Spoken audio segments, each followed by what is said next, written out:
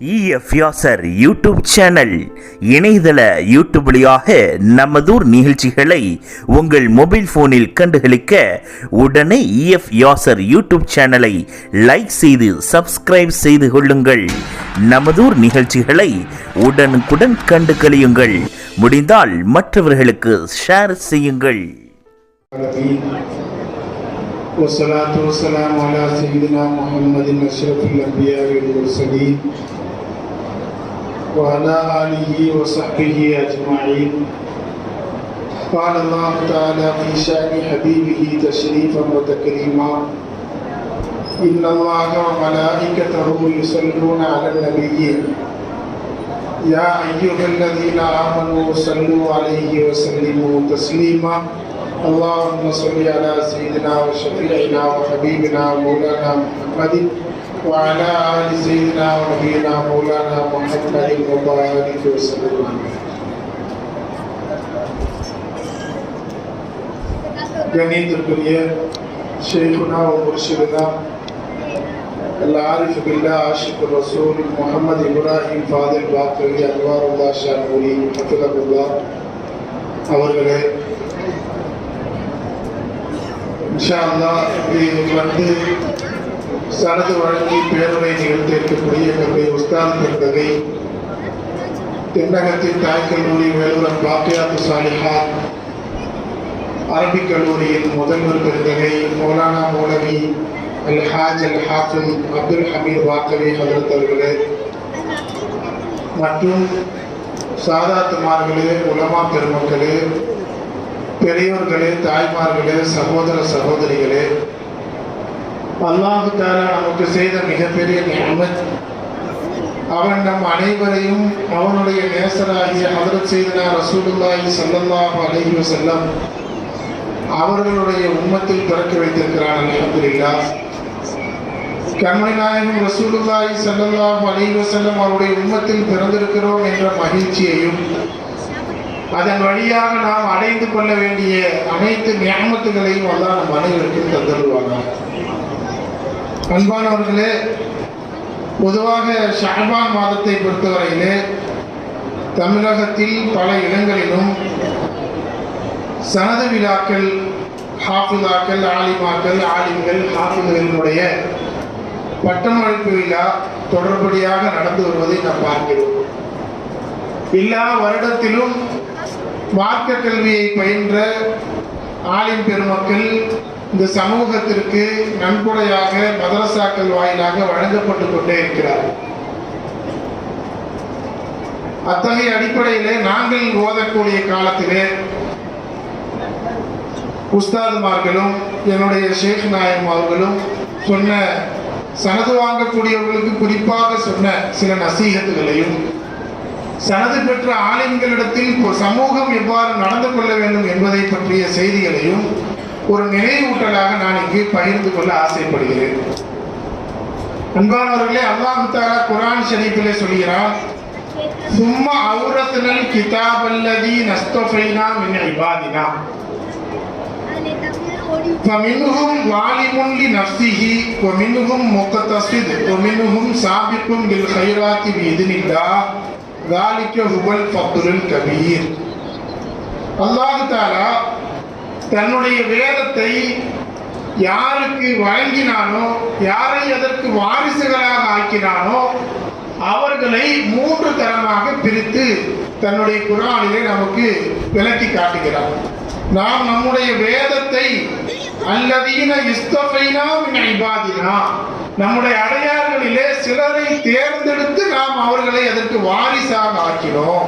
அவுரத்னான்னு சொன்னா அந்த வேதத்தை சுமக்கக்கூடிய வாரிசுகளாக நாம் தேர்ந்தெடுத்தோம். இப்போ அந்த அடிப்படையில் பார்க்கும் பொழுது மார்க்க கல்வியை கற்றுக்கொள்வது, குர்ஆனை மரணம் செய்வது, மார்க்க ஞானங்களை கற்றுக்கொள்வது என்பது நாம் சொந்த முயற்சி எடுத்து நம்மால் அதை செய்துவிட முடியாது. அல்லாஹ்வுடைய அபாரமான தௌஃபீக் இருந்தால் மட்டும்தான் நமக்கு அது கிடைக்கும்.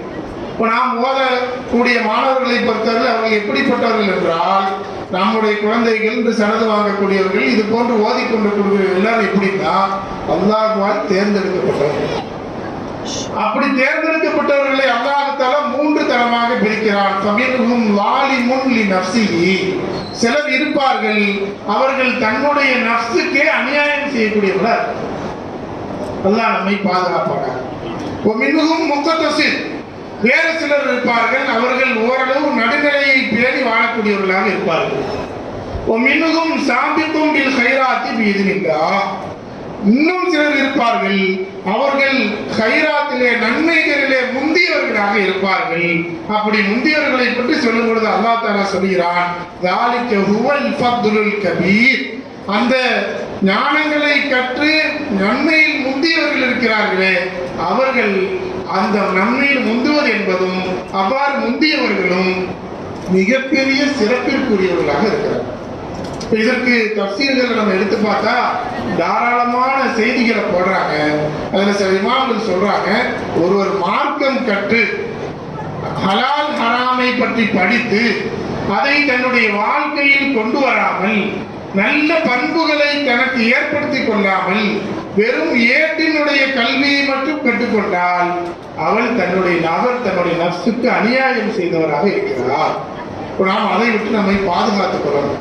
நம்முடைய நஃப்ஸுக்கு வரக்கூடிய தீங்குகளை நாம் தவிர்த்து கொள்ள வேண்டும். அல்லாஹ் குர்ஆனில் சொல்லும்போது சொல்கிறான், வதரு லாஹிரல் இஸ்மி வ பாத்தினா, நீங்கள் வெளிப்படையான பாவத்தையும் தவிர்த்து கொள்ளுங்கள், அந்தரங்கமான பாவத்தையும் தவிர்த்து கொள்ளுங்கள். இது ஓதுனவங்களுக்கு மட்டும் இல்ல, எல்லாருக்குமானது.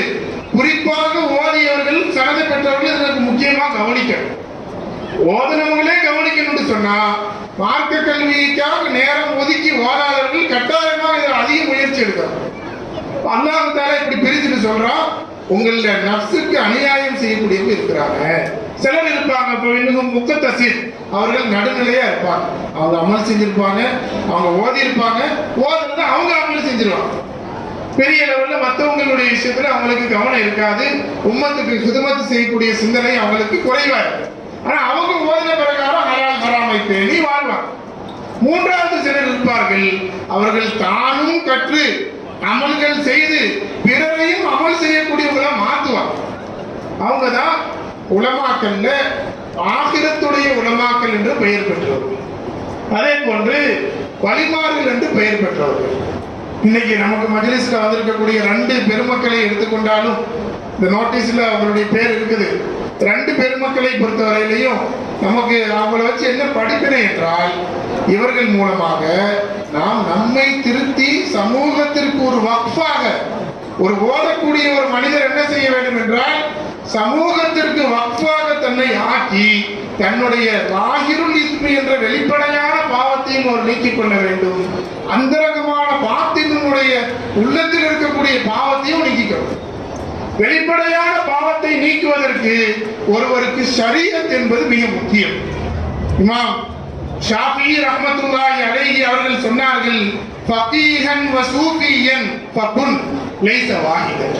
நீ ஒரு சனது வாங்கிய ஆளுங்களுக்கு முக்கியமாக தெரிந்து கொள்ள வேண்டிய ஒரு செய்தி, ஃபகீஹன் வ சூஃபியன், நீ ஷரியத் என்ற மார்க்க ஞானத்தை சட்டதிட்டங்களை தெரிந்தவனாகவும் இரு.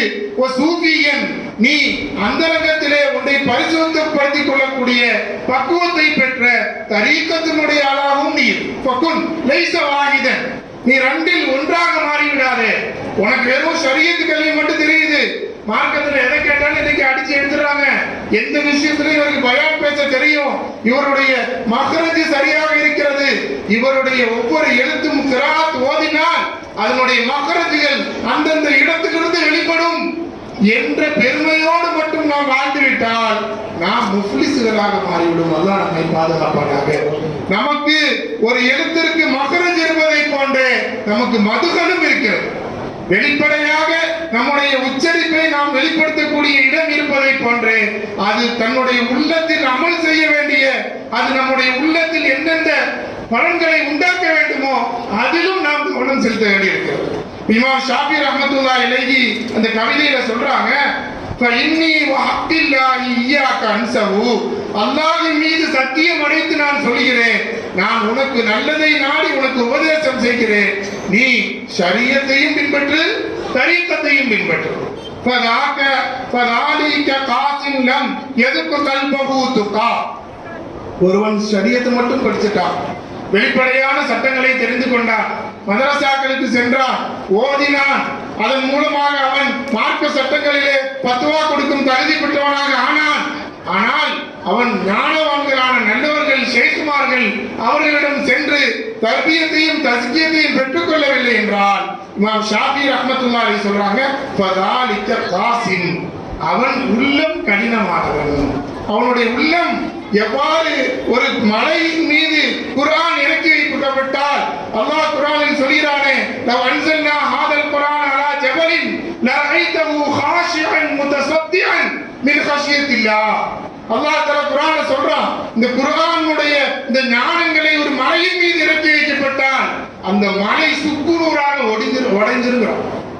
இமாம் ஹோசல்லாஹ் முஹியதீன் அப்துல் காதர் ஜீலானி ரஹ்மத்துல்லாஹி அலைஹி அவர்கள் சொன்னார்கள், எனக்கு அல்லாஹ் தந்திருக்கக்கூடிய இந்த ஆத்மீக ஞானத்தை வலவ் அல்கைது சிர்ரி ஃபீ ஜிபாலின், நான் எனக்கு தந்திருக்கக்கூடிய இந்த தரீக்கத்தினுடைய ஞானங்களை நான் ஒரு மலையின் மீது போட்டால் லதுக்கம், அது மொத்தமாக உடைந்து சிதறிடும். அப்படி ஒரு கல்லை கூட கருக வைக்க அது அந்த கல்லை கூட உருக வைக்கக்கூடிய ஞானம் என்பது ஷேகுமார்கள்ட்ட தரீக்கத்துல போய் தான் நம்ம கத்துக்க முடியும். அதுதான் இமாம் ஷாஃபி ரஹ்மத்துல்லாஹி அலைஹி சொல்றாங்க, நீ வெறும் ஷரியத்தினுடைய இது கூடும் இது கூடாது என்று ஹுக்குமுகளை மட்டும் பார்த்து உன் வாழ்க்கையை முடித்து விடாதே, அஹ்கமுல் ஹாகிமீனான அல்லாஹ்வை பார்க்கக்கூடியவனாக நீ மாறு.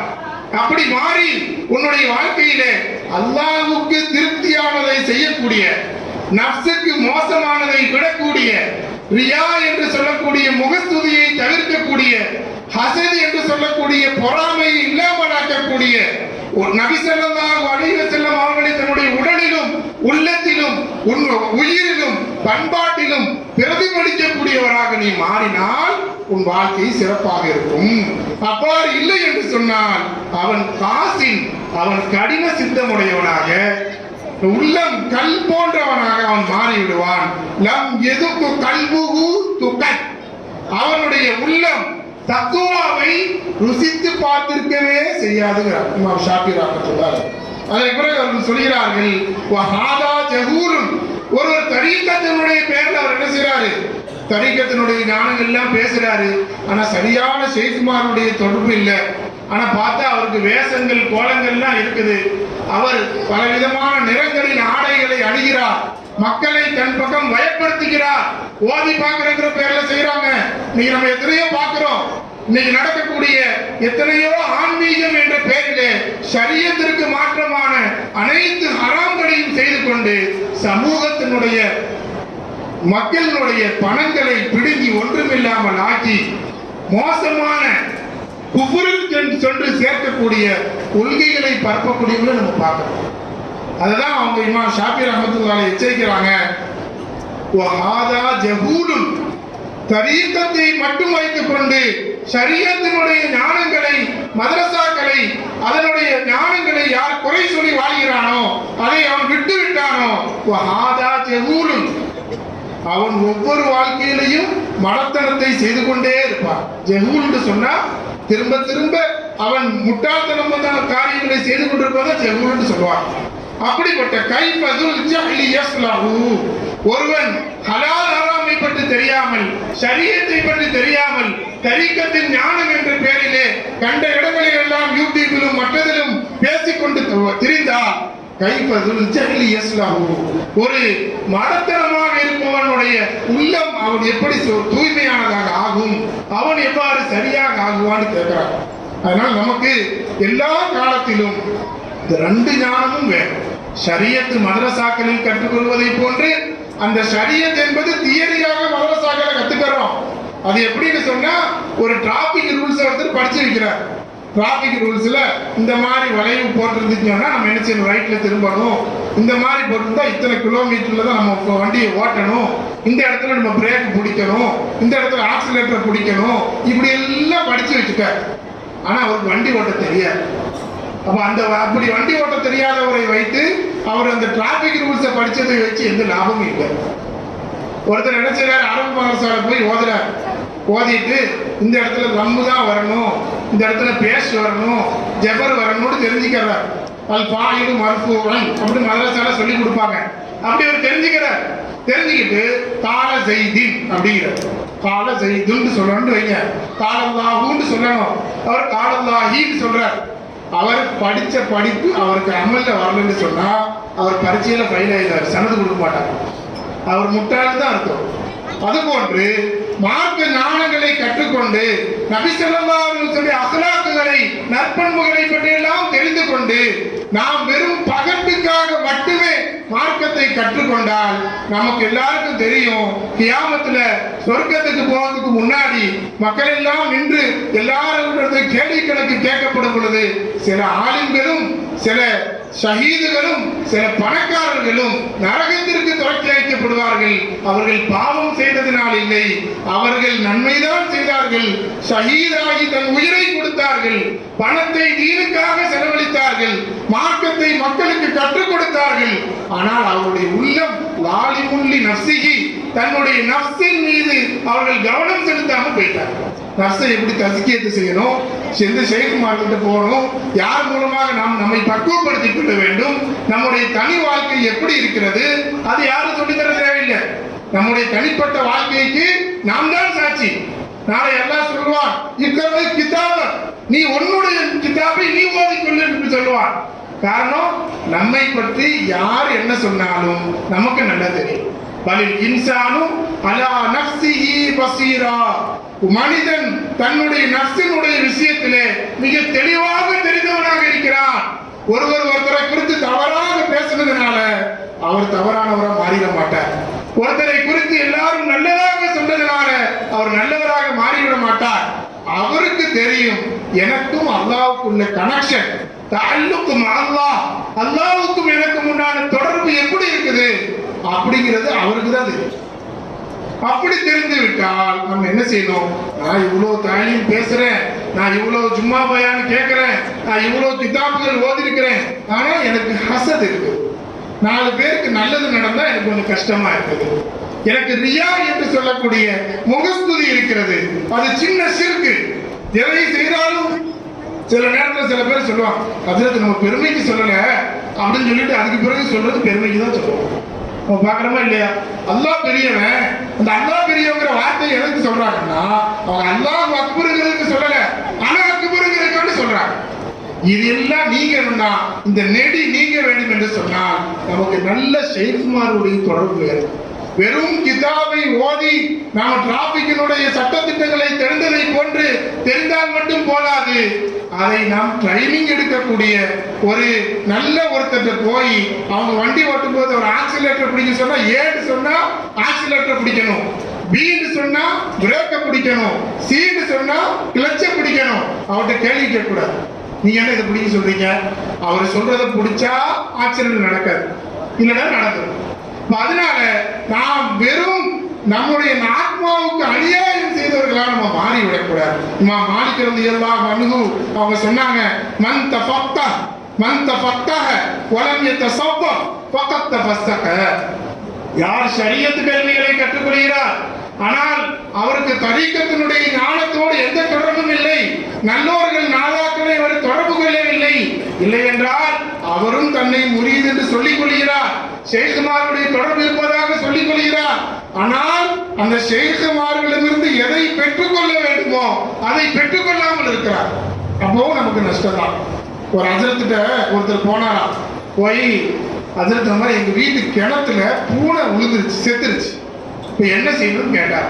ஹஜ்ரத் கிதாபை பார்த்து பூனை விழுந்துச்சுன்னு சொன்னா இத்தனை வாளி என்ன செய்யணும், 200 வாளி 300 வாளி நீங்க என்ன செய்யணும், 300 வாளி தண்ணி என்ன செய்யணும், கிணத்துல இருந்து எடுத்து வெளியே போடணும் அப்படின்னு சொன்ன நேரத்துல அவர் என்ன செஞ்சாரா, தண்ணி எல்லாம் எடுத்து வெளியே ஊத்திட்டார்.